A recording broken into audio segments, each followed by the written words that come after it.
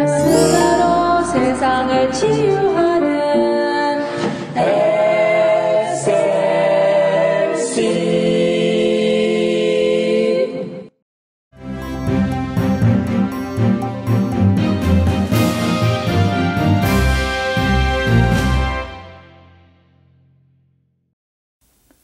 안녕하십니까?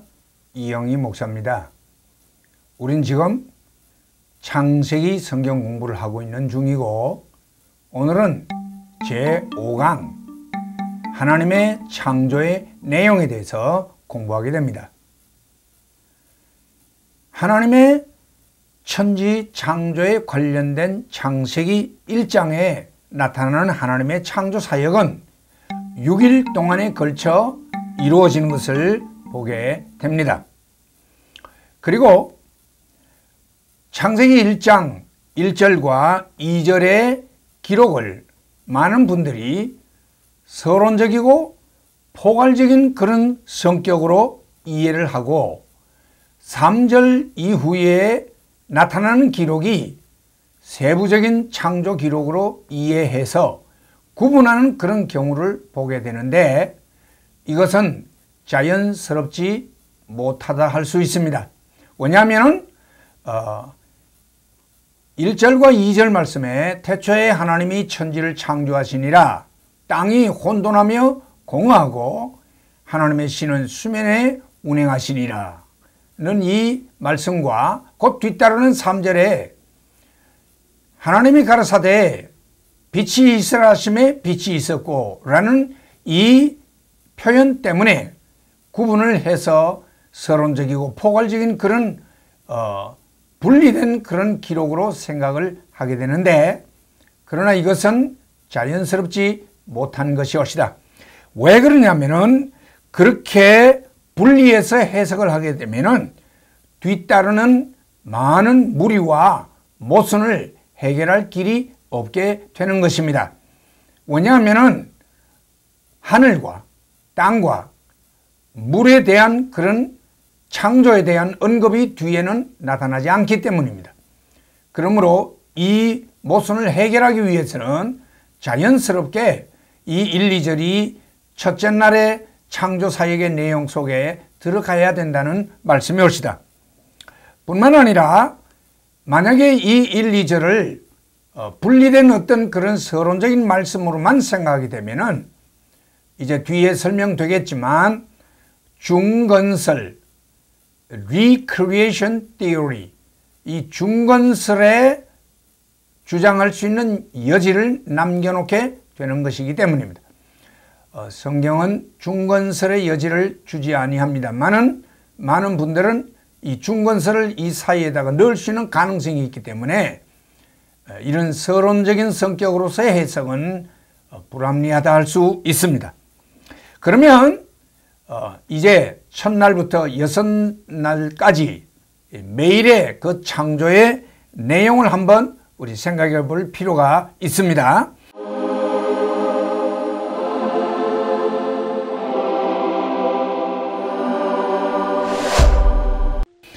제1일 창조는 1절에서부터 5절까지에 나타나는 바 하늘과 땅과 물과 빛, 이 네 가지의 창조가 나타나고 있습니다.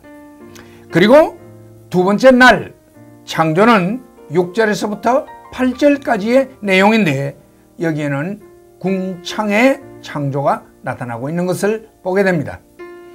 다시 말하면 이미 만들어져 있는 그 물을 갈라 궁창 위의 물과 궁창 아래의 물로 갈라내는, 그래서 궁창을 창조하는 것을 보게 됩니다. 이 궁창은 우리가 바라보는 하늘을 의미하는 것이요, 이것은 첫째 날 창조되는 전 우주에 관계된 그런 하늘이 아니라 이건 하늘과 다른 궁창, 공중의 새가 나르는 공간을 의미하는 궁창의 창조가 둘째 날에 나타나고 있습니다. 그리고 셋째 날에는 창조가 나타나는데, 이것은 9절에서 13절의 창조인데 그것은 육지와 바다와 식물의 창조가 나타나고 있습니다. 다시 말하면 이미 만들어진 땅이 물속에 잠기워져 있었는데 그 물속에 이미 잠기워져 있는 그 땅을 드러나게 함으로 말미암아 묻이 드러남으로 육지가 이루어지고 그리고 모아진 그 물이 바로 해양으로 나타나는 걸 보게 됩니다. 그래서 바다라고 이름을 짓게 되고 식물을 창조하게 되는 것을 보게 됩니다. 그리고 넷째 날에 창조가 나타나는데 그것은 14절에서 19절의 창조인데 여기에는 이미 하나님이 만들어 놓은 그 궁창에 광명에 해당되는 해와 달과 별들을 창조하시는 네 번째 창조가 나타납니다. 그리고 다섯 번째 날 창조는 20절에서 23절에 나타나는 바 이미 만들어진 그 궁창에 날아다닐 수 있는 그런 참 존재로서 조류를 창조하시고 이미 만들어 놓은 그 바다 해양의 동물이 존재케 됨으로 말미암아 어류를 창조하시게 되는 것입니다. 그리고 마지막 제6일 창조에 24절에서 31절에 나타나는 바 거기에는 이제 짐승과 최종적으로 인간이 창조되는 것을 보게 됩니다.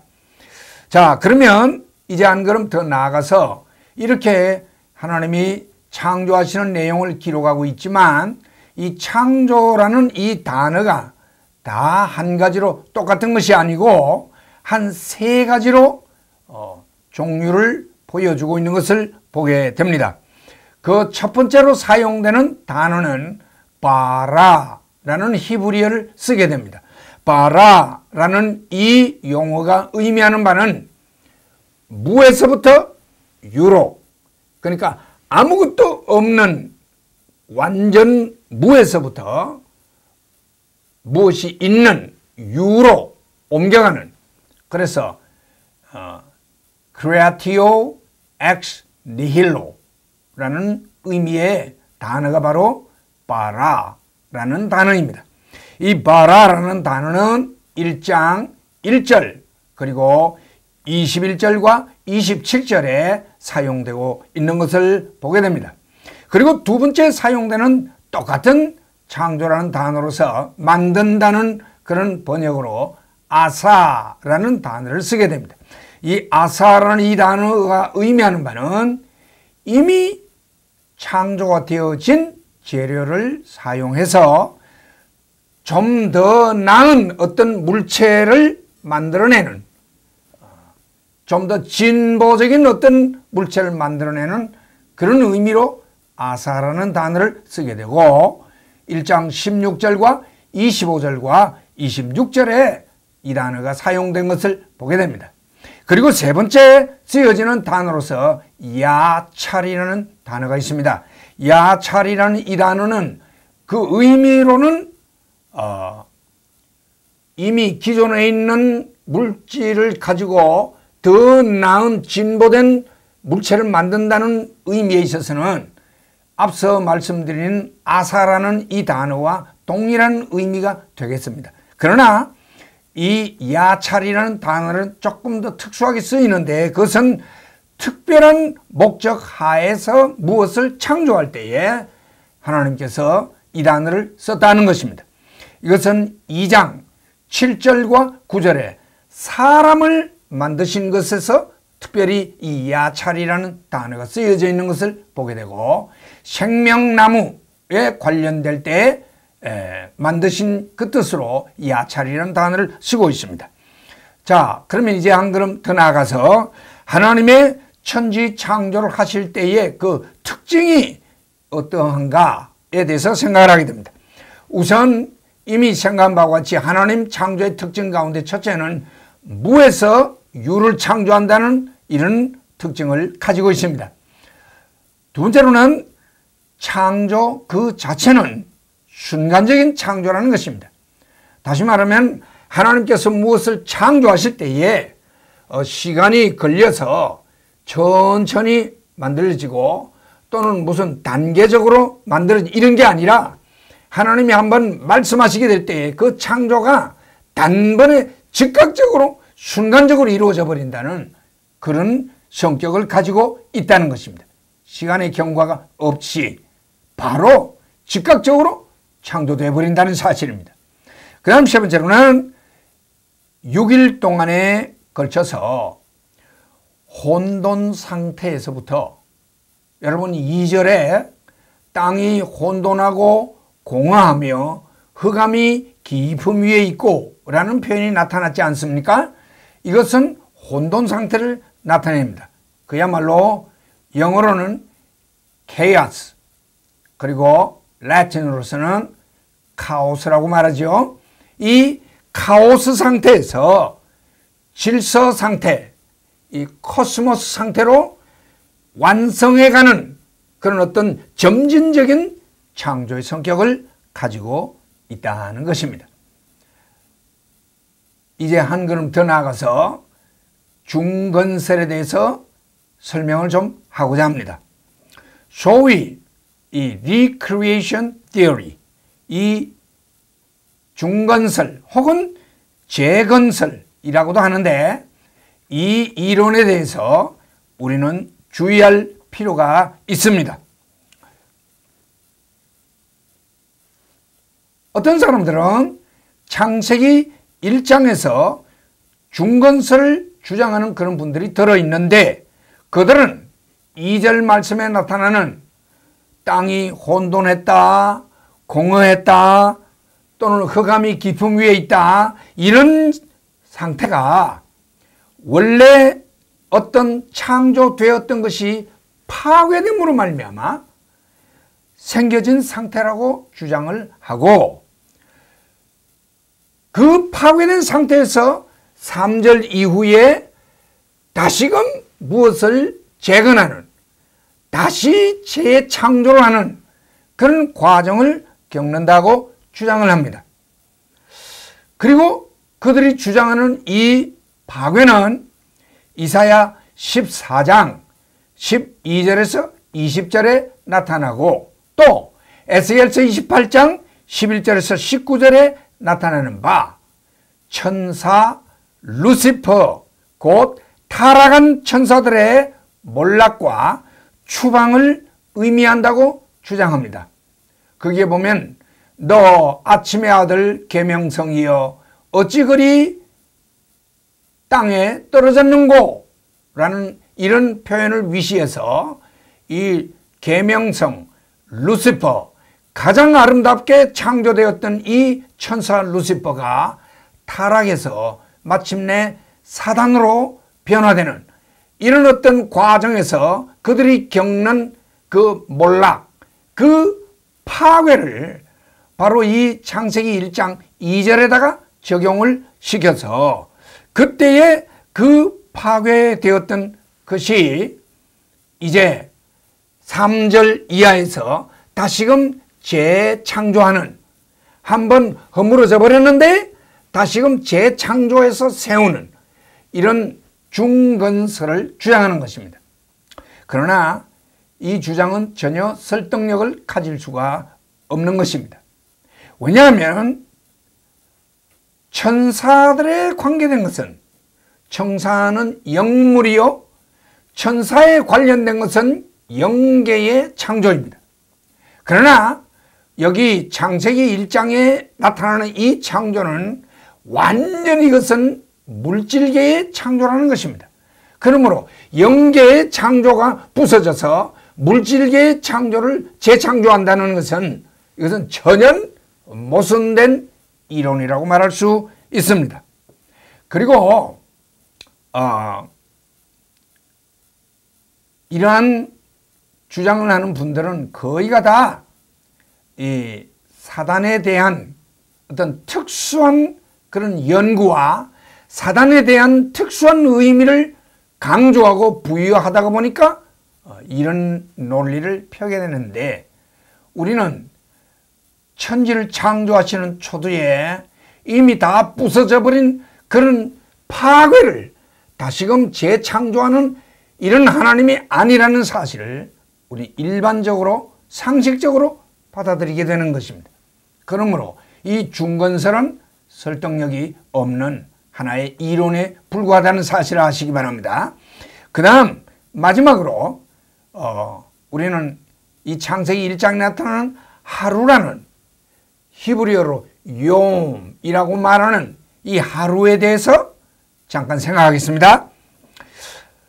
어떤 사람들은 이 창세기 1장에 나타나는 하루는 지금의 하루와 같은 하루가 아니다 라고 하면서 그들은 뭐라고 말하느냐, 지금 여기에 나타나는 이 하루는 오늘날 24시간 우리가 가지고 있는 하루와 다른, 다시 말하면 여기에 이 하루는 어떤 한 시대, 한 age를 의미하는 것이다. 그래서 영어로는 day age theory라고 그래서 day age theory를 주장하는 그런 분들이 있습니다. 예를 들면 빙하기라든가 주라기라든가 어떤 이 한 기가 지나간다는 것, 그걸 하루로 계산해 나간다는 것이죠. 얼른 들으면 그럴듯하게 들립니다만은 그러나 이것 역시 설득력이 전혀 없는 하나의 이론에 불과합니다. 왜 그러냐면은 오늘 이 1장 안에 매일매일 창조가 끝날 때마다 무슨 말씀이 있느냐면, 어떤 표현이 있느냐면은 저녁이 되며 아침이 되니 이는 첫째 날이라, 둘째 날이라, 셋째 날이라, 이런 표현이 나타나는 것입니다. 저녁이 되며 아침이 되니 이것은 생생한 하루의 어떤 시작과 마침을 보여주는 표현입니다. 히브리어 사상으로는 우리는 하루를 아침부터 그 다음날 아침으로 생각하지만 히브리 사람들의 개념으로는 저녁부터 그 다음 저녁까지를 하루로 계산합니다. 그래서 저녁이 되며 아침이 되니 이는 첫째 날이라 이렇게 말하므로 그것이 24시간의 하루라는 사실을 분명히 말하고 있고, 그리고 또 한 가지 강력한 이 주장은 하나님이 6일 동안 창조를 끝내고 난 다음에 일곱째 날에는 안식하셨다, 그렇게 말씀하셨습니다. 그리고 그 안식하신, 그 하나님이 안식하신 안식일을 기억하여 이제 굿날에 안식일을 지키는 그런 제도가 생기게 되는 것입니다. 그러면 하나님이 안식하신 이 제7일을 무슨 에이지로 생각해서 이 day age theory를 받아들인다면 그건 심각한 모순에 빠지는 것입니다. 그러므로 이 이론은 전혀 세워질 수가 없는 것입니다. 오늘은 우리가 하나님이 천지를 창조하실 때 그 창조의 내용이 어떤 내용을 가지고 있었는가를 공부했습니다. 부디 이 내용들을 마음에 늘 간수하면서 하나님 창조의 성격이 어떤 것이었는지 잘 이해할 수 있기를 주의 이름으로 축원합니다. 할렐루야.